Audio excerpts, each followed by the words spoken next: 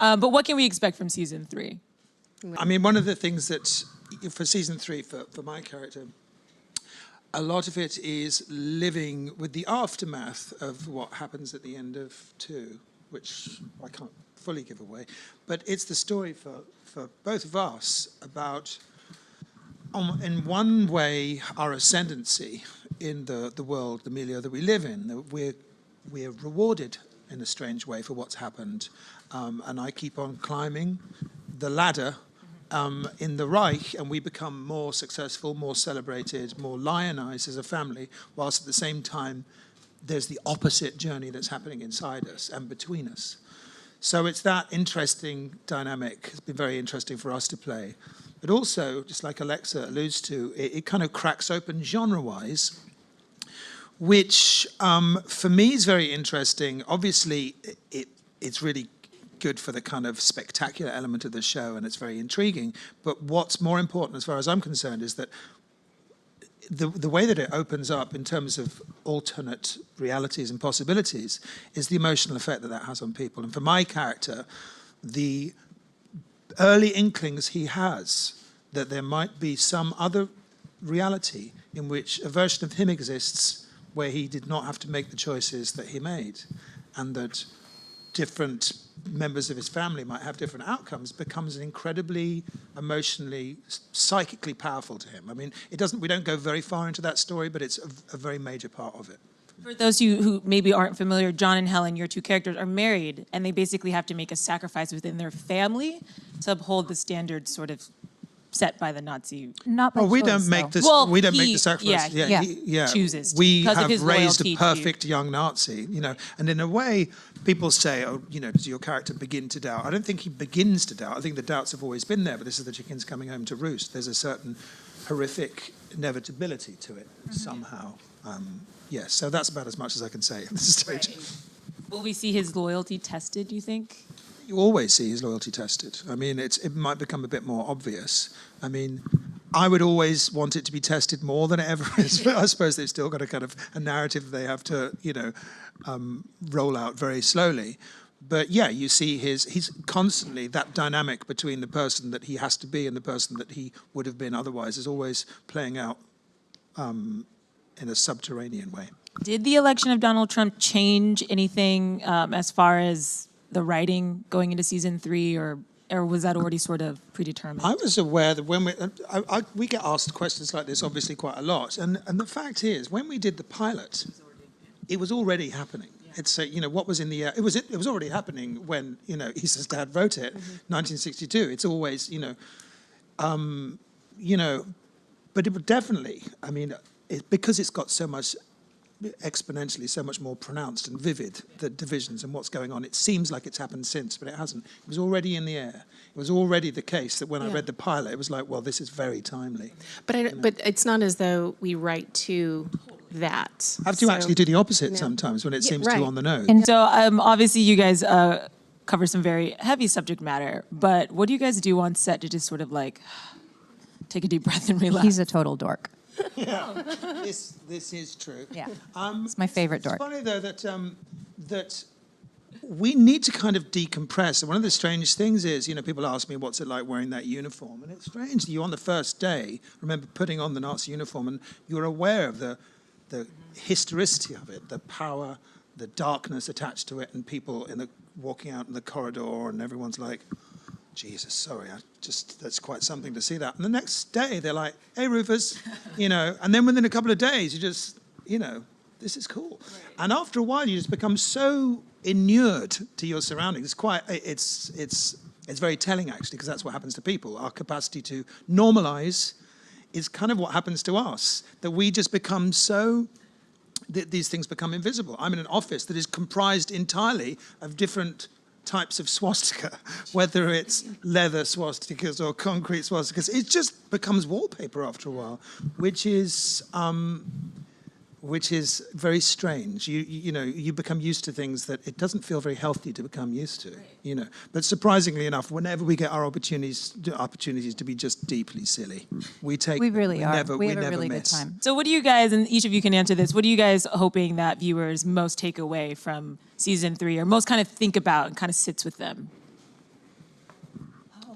Well, for me, for season 3, it's the same as any other, and I think it was true in 1962. It was true in the 1930s. It's true now that our capacities to narrativize our own life through the prism of this moment, that we tell our own story, and we alter our story, it's just like a memory. Every time you remember something, it's altered by the circumstances, and it's like what you call the game telephone. We call it Chinese whispers, where something just changes, and people's views of themselves and their histories change, and it's quite possible, incrementally, to rewrite your story so that you are the hero and the victim, and we can do that to the extent that in order to uphold our sense of victimhood, we can monsterize others, and it's a very easy thing to. It's happening all over the world at the moment. It's happening in England. That somehow this sense of this tribal sense, it seems to be not an aberration, but something that we are, if we're not careful, designed to do. And it's just very good to keep an eye on yourself. No matter Really if you good tell advice. yourself, behind every bully is the self story of a victim. Now it's time to go to the audience. We have a couple questions. Hi, I'm a huge fan of the show, and I just find it very thought-provoking, and it does give me hope, but at the same time it's very scary how people kind of will get used to that sort of regime. So the question I have is, when you promote the show with things like Comic-Con, where there's huge interaction with the audience, have you seen a difference in your fan base or the reaction of the audience from the first pilot to today when you look around what's going on in the world? Well, I certainly noticed a difference. The first ever Comic-Con, when people had seen the pilot but hadn't seen the show, there was a certain, not quite accusatory, but a wary tone from a lot of the questions about had we fully taken into account the moral implications of what we were doing, and how do we feel about the idea of humanizing, et cetera, and I spent a lot of time thinking about that, but I think those questions are asked less now, because it's what we're doing is it's much clearer. It's in the DNA of the show now. Whereas when we first opened, people weren't quite sure whether it was a little dangerous, the line we were treading, but I think we've established the tone now. I sometimes will tweet something just to bring them to the surface and go block, block, block, block, block, block. And then they'll send me a message and say, can you get Rufus to unblock me? Well, I'm just a normal Nazi. What is the problem? This Not really his wife, but literally happened. yep. Literally happens. A sensitive Nazi in what country was it? It was like, I can't remember. It's Argentina. Yeah. Sensitive Argentine Nazi. Like, what did I do? I mean, what do you do? Yeah, I mean, you're playing a character, yeah. Next question. Hello. Hello. Hello. I have a question for the actors. Of course, you've been doing this for a while now. You're in season 3, season 4. Do you still go back to the original book? Do you read, try to get back into the mood, into the atmosphere? And also, do you read did you ever read other Philip K. Dick books? Because they're amazing. When I first got, even before I looked at the script, when I got sent the script with a little email saying the name of the character, I did a cursory Wikipedia check, and within seconds I knew that my character was not in the book. And And did I you not made- read it? What? And you didn't read I it? didn't read it for a while. My first instinct was, does this mean he's a kind of one-dimensional baddie that they've added for kind of mechanical purposes? So that put up my defenses. But once I'd read both episodes and realized that wasn't quite the case, I didn't read the book for a while and read as much as I could about Nazi history. And then finally I came back to this because I was going to feel grumpy about the fact that my character wasn't in it. Where is he?